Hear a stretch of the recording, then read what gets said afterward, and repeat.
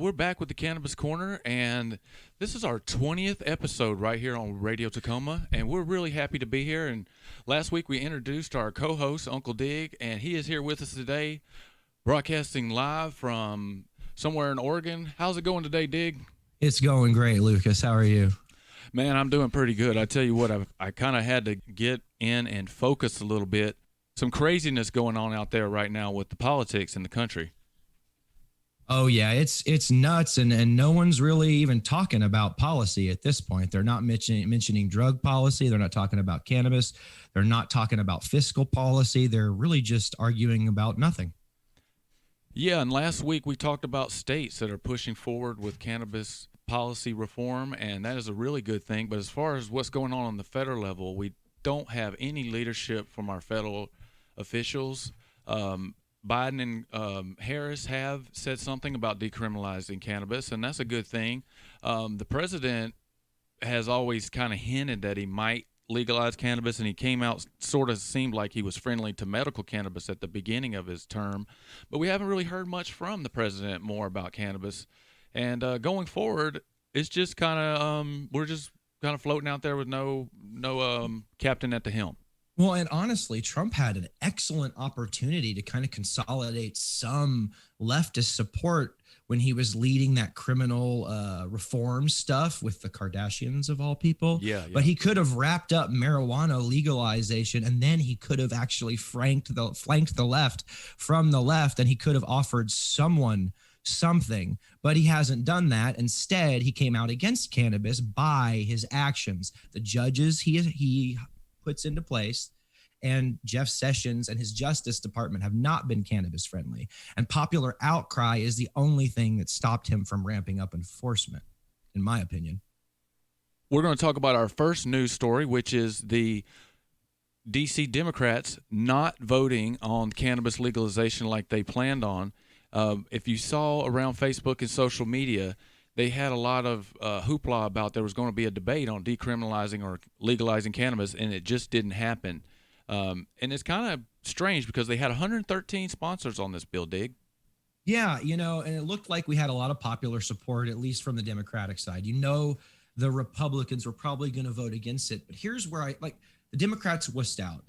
Everybody needs to stand up and be counted on where they stand on cannabis. We need to let these so-called liberty-loving Republicans say they want to continue locking people up for a plant. Look at what is going on with COVID in our prisons. This is a pandemic issue. It is an important issue. It's disingenuous for the Republicans to say it's not.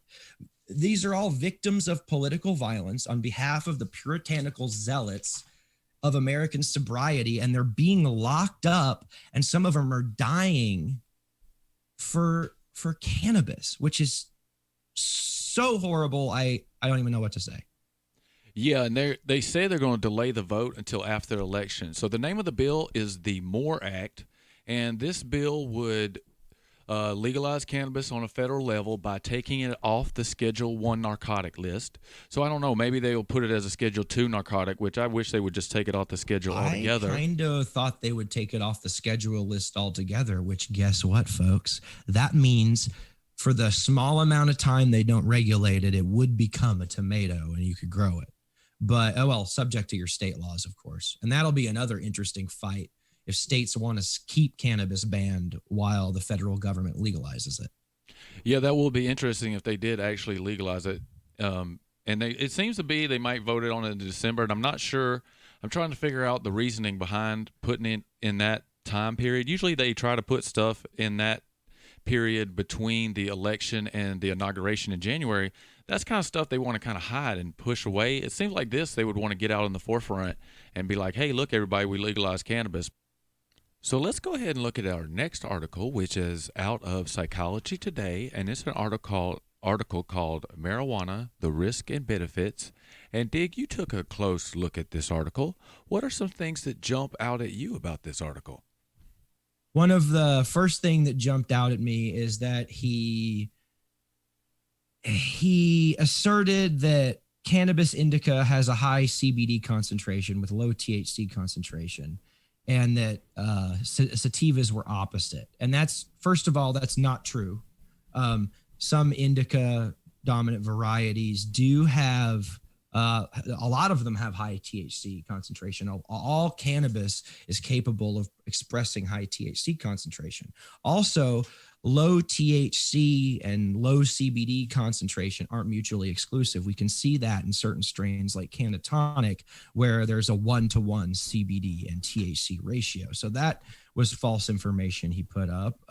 He also said that sativa varieties originated in Mexico, which is not correct. He also continually called it marijuana. And I don't like the term marijuana. I'm fine with weed, gauge, grass, pot, cannabis, whatever, but I don't want you to call it marijuana. And you might want to kind of riff on that a little bit, Lucas, as to what the problems are with calling cannabis marijuana. Yeah, and it was really interesting to me, and this is something we're dealing with right now in Washington, is a lot of misinformation out there about this term marijuana. And we actually, and I even am almost to the point of calling it the M word, and I might even start calling it the M word. But the term marijuana was a term, and a lot of people know this history. The term marijuana was a term used in the Southwest by native speaking Spanish speakers, and it referred to Mary Janes that were in the brothels there. And that in itself is sort of a sexist term to begin with. But this was their term this is their term they would use to describe the cannabis sativa plant. In America, everybody, or in the United States, culturally, everybody would call that cannabis or hemp, or they would call it Indian hemp. And so or gauge or tea in the jazz age. Yes, and so there were certain terms that Americans would use for this plant. Well, the authorities came across the term marijuana, and they found that a lot of people didn't know what that was. And then they started just jamming it all through the headlines all over the country. And there was a couple cases in Colorado that are actually real cases of instances where people were basically harassed and looks like made to testify that they were high on, quote, marijuana when they committed crimes. And then that was spread all over the country, and they started calling it the Mexican killer weed. They would compare it to opium. And then this term marijuana became such a terrible term in the consciousness of the United States that it worked its way all the way up through the Congress to the Marijuana Tax Act. And the story goes that after the Marijuana Tax Act was passed, that some of the people that voted on it found out that that was actually hemp that they were voting on, and they had a real problem with their vote, but they had sort of been duped into voting and to make this illegal. And we can, I have a fellow activist that's like an expert on this, and he was telling me how a lot of the Marijuana Tax Act in this term not only had to do with Latinx or people from South America, but a lot of this had to do with, guess who had a lot of the hemp farms? African Americans were really big into hemp farming. And so the Marijuana Tax Act, and I'm not an expert on this, but the Marijuana Tax Act put a lot of African American hemp farmers out of business. And so that's just a little side piece there that I can kind of riff on for a minute about the term marijuana. But I want to get back to this Psychology Today article. Right. And it's just amazing to me how at the highest levels of our medical industry or our medical field, that such blatant misinformation is put out there with such confidence. This guy writes this article, and he is really confident, and it seems really happy about what he's saying. And I don't want to personally attack him at all, but I want to just urge people, if you are talking about any topic, not just cannabis, but you need to talk to the experts, because he clearly hasn't when he says things like THC and CBD and cannabis are their concentrations are inversely related. That is absolutely not true due to breeding, simple genetics.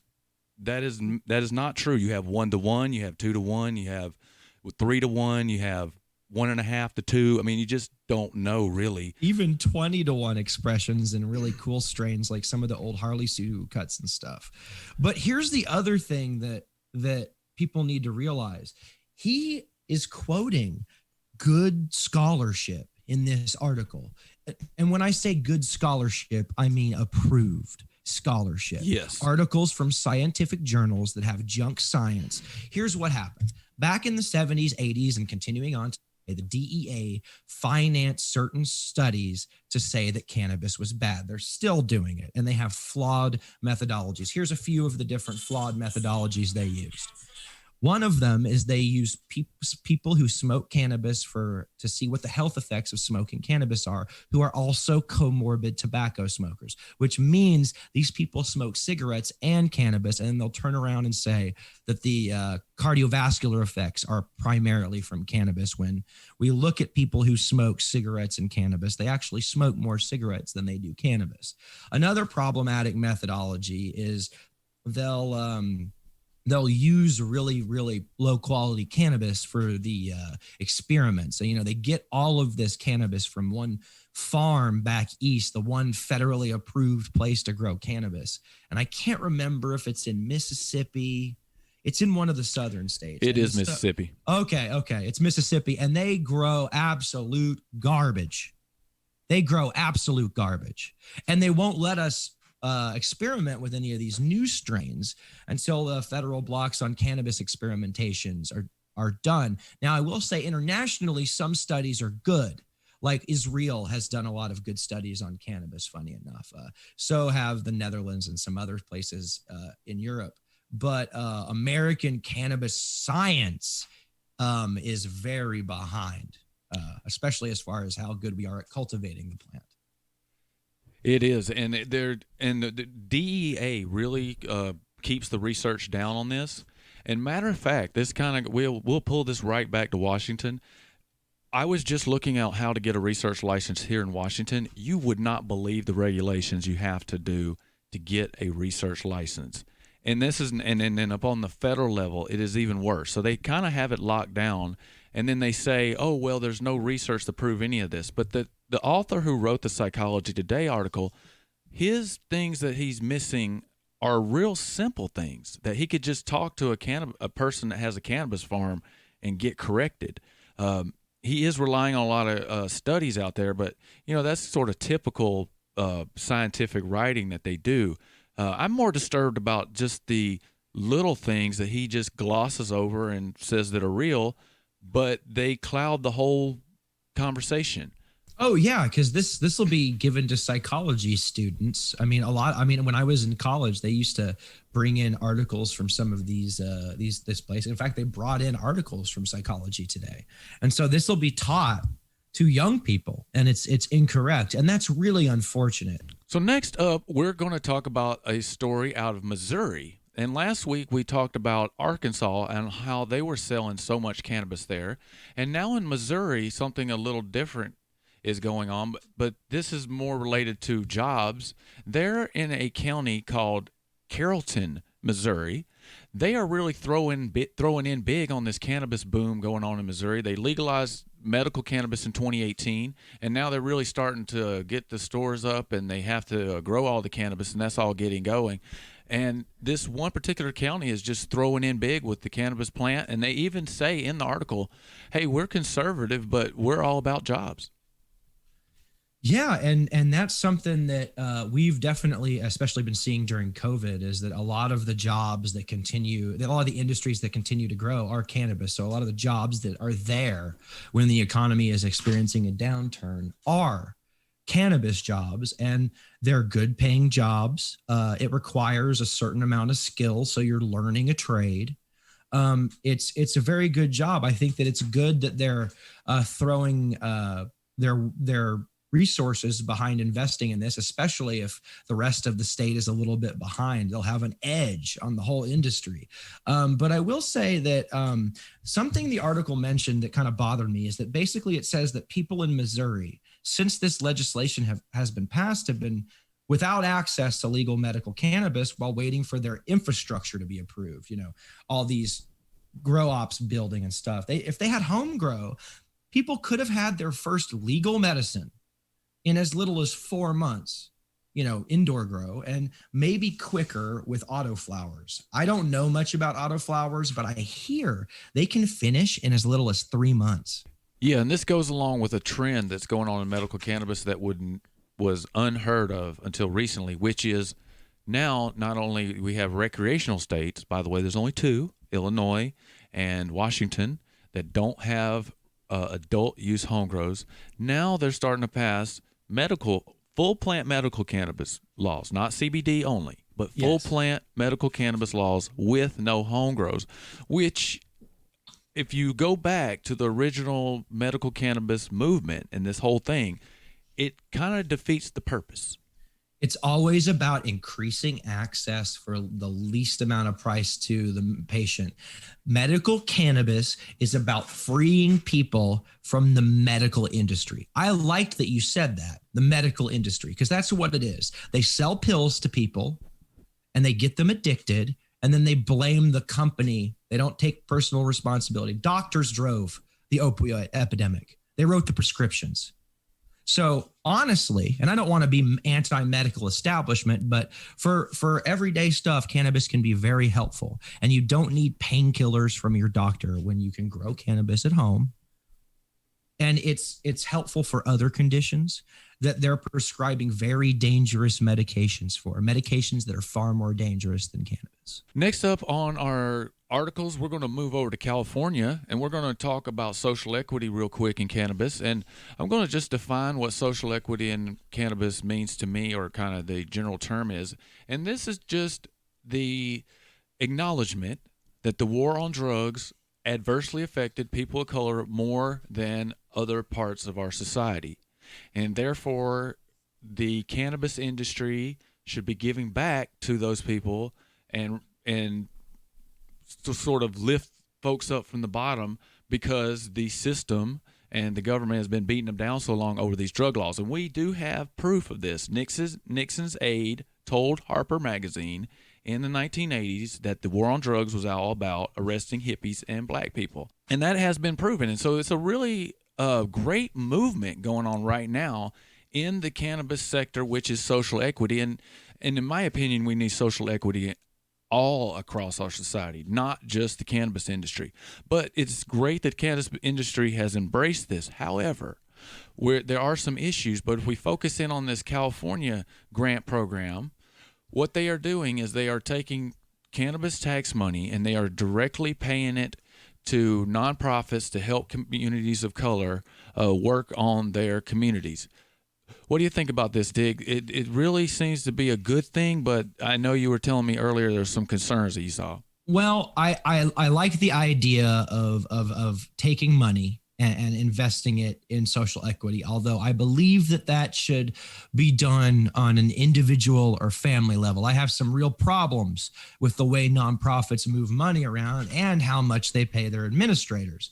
But beyond that, I followed this website to the state of California's website, and I got this figure. A total of $9.6 million has been awarded to 69 entities representing 23 counties or portions of counties statewide. 4 local health departments in collaboration with other entities receive funding awards, as well as 1 solo local health department awardee. GoBiz anticipates applications for the second round of Cal CRG funding. More than 20 million available will be released in the spring of 2020. Now, I went to a link in the site that said awardees, that was hyperlinks, and I followed that link, and it goes to a 404. So I actually couldn't find where this money went, and that bothered me. And I tried to go in a little deeper, and I couldn't find anything. So one, California is doing this, and they're diverting this money to nonprofits that should be going to help people in their communities, and they're not really being transparent about where it's going. Yeah, that's right. And they're looking like they're going to give out about 30 million in grants this year and 50 million grants next year.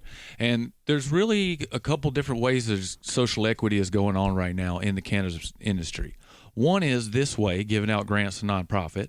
And another way is what you mentioned, which I call cannabis reparations, or I've heard called cannabis reparations. Out of Chicago, there's a town north of Chicago that was thinking about doing this, where they give money directly to individuals or directly to families. And then the other way they're doing social equity is actually giving people licenses and jobs, that is what they're trying to attempt right now in Washington. Right. And we are getting a little bit closer here in Washington moving forward. And these things, it's kind of all hands on deck. But they have had a hard time succeeding all around the country for various reasons. But there have been a lot of successes, and I'm hoping that this California grant program will be one that's a success if they can spend the money right. I agree with you. And I also went down to the bottom of the article, not to get away from California, but the article also mentioned another important part of social equity, which is divesting cannabis funds from police departments.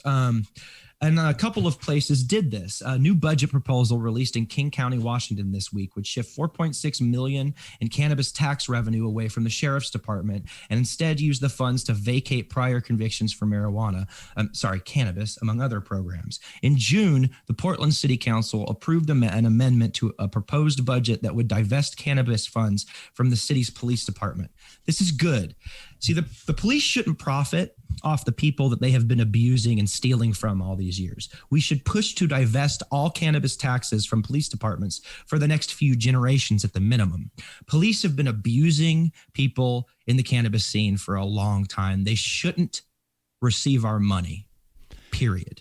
Hi guys, it's 9/5/2020 and this is Uncle Dig with a garden update. It was kind of a smoky nightmare here in Southern Oregon and a cool 53 degrees when I woke up to do my garden chores. I rinsed a concerning level of ash off my girls and gave them 2 to 3 gallons each and fertilized the strawberry cough plant probably for the last time. As I am a grower who flushes or cuts off the additional nutrients for a set period before harvest, I shoot for 2 weeks, but I'm happy with 1. Some people think flushing is necessary to kind of clean out salt nutrients from the plants prior to harvesting, that it results in a cleaner smoke. I do not personally subscribe to this theory, although it was the reason I started flushing. Other growers think that flushing stresses the plant out toward the end of its life and causes some interesting expressions that you don't get other ways. I think flushing results in a more flavorful smoke for reasons more along these lines.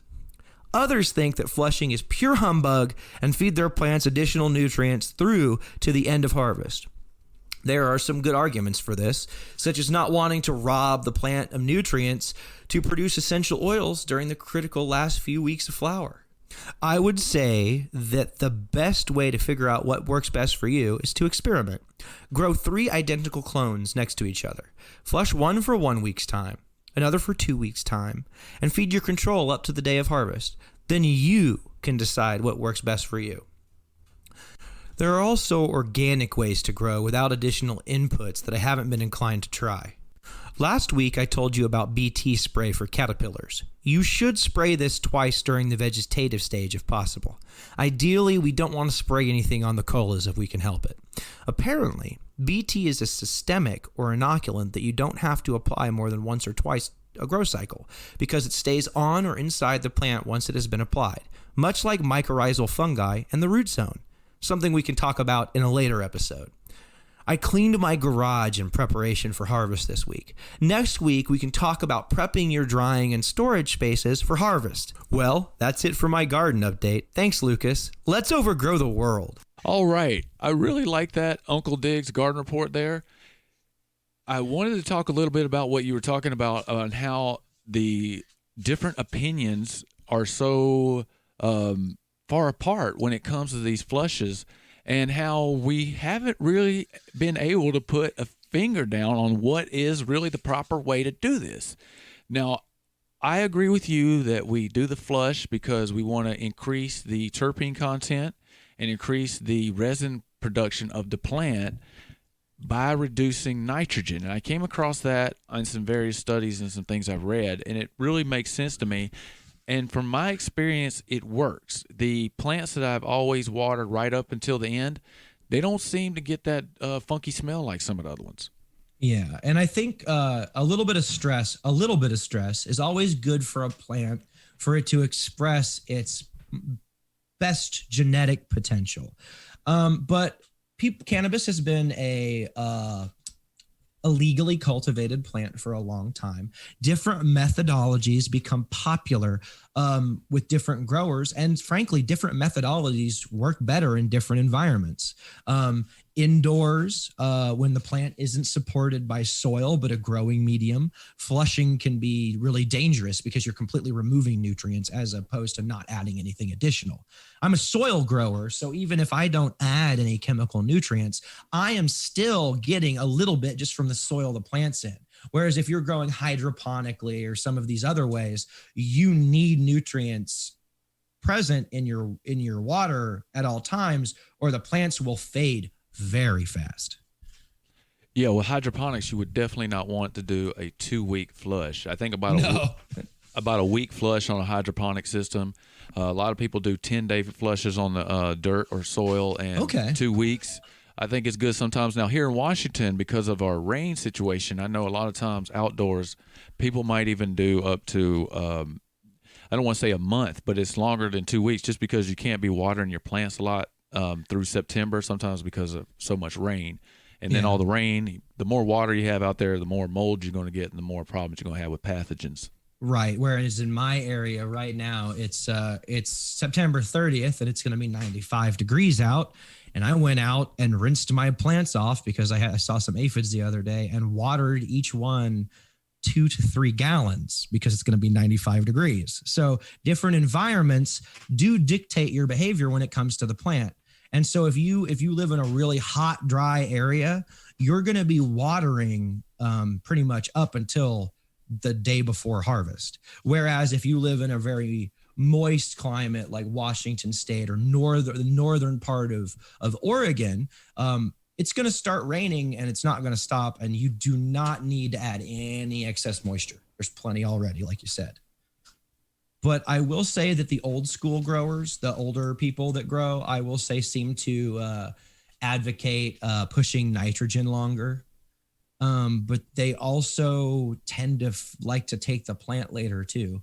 Some people like to look at the trichomes, which are the little hairs that have the compounds that make cannabis work in a medical way on them, and they look at them, and if they're amber, people like a different amount of amber trichomes on the bud when they harvest. And older growers tend to in my experience, like those to be half or even more amber, whereas some of the younger people like to take them when there's like a quarter amber or less. And that has to do with how THC is produced and degraded in the flower. Yeah, and the reduction of nitrogen or the changing of the fertilizers could increase or decrease the speed at which those things turn amber or darker color. Correct. And here we go back to, there is no cannabis research, and it's almost nearly impossible to get a research grant or something to search, to really pin down how these things work. Because I promise you, they know how orchids finish. They know how watermelons finish and tomatoes. They have it down to an exact science. They know what to do, and there's journal articles written all over the place about all this stuff. But with cannabis, as you mentioned at the beginning, it's illegal. So there's been very little pure science with this. And it is great that everybody has their own methods.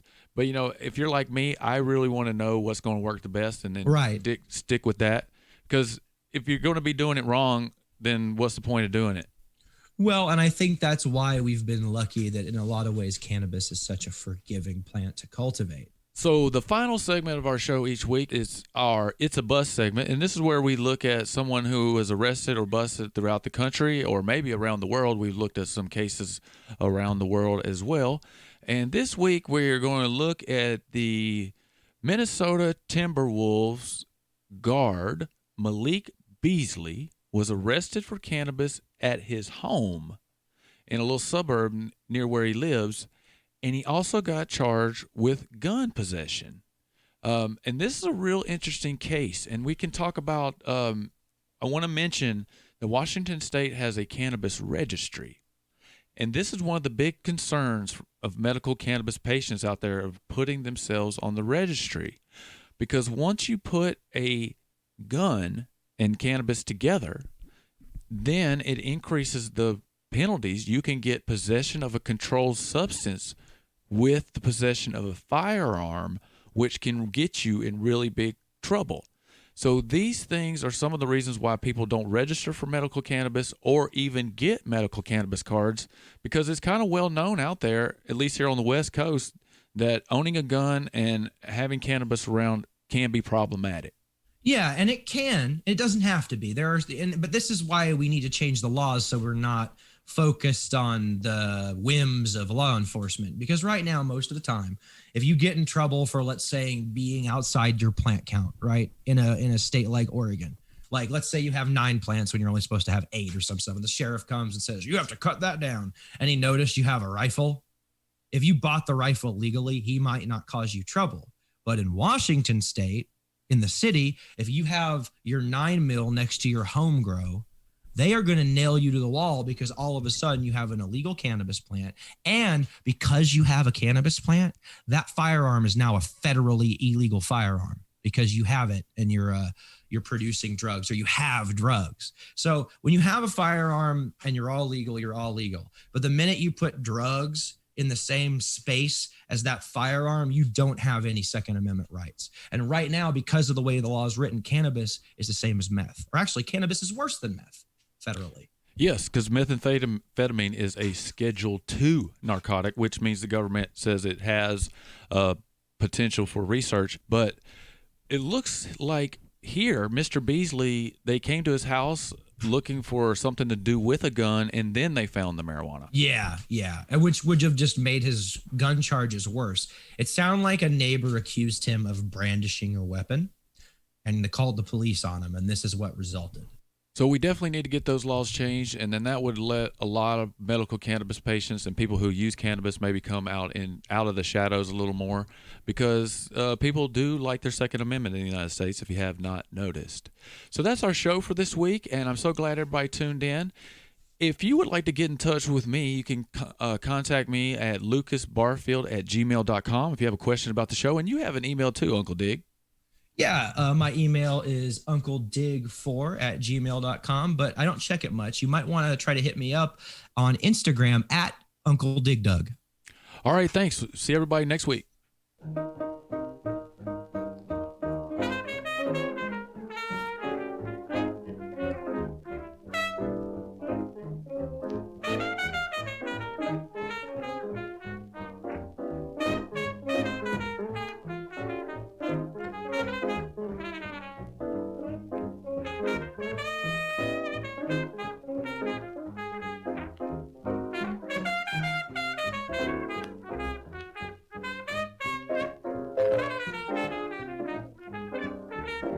This is Cannabis Corner, hosted by Lukas Barfield.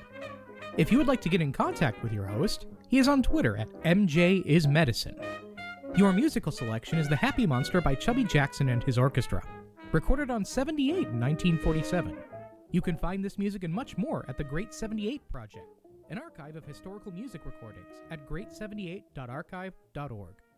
You are listening to 101.9 KTAH, Radio Tacoma.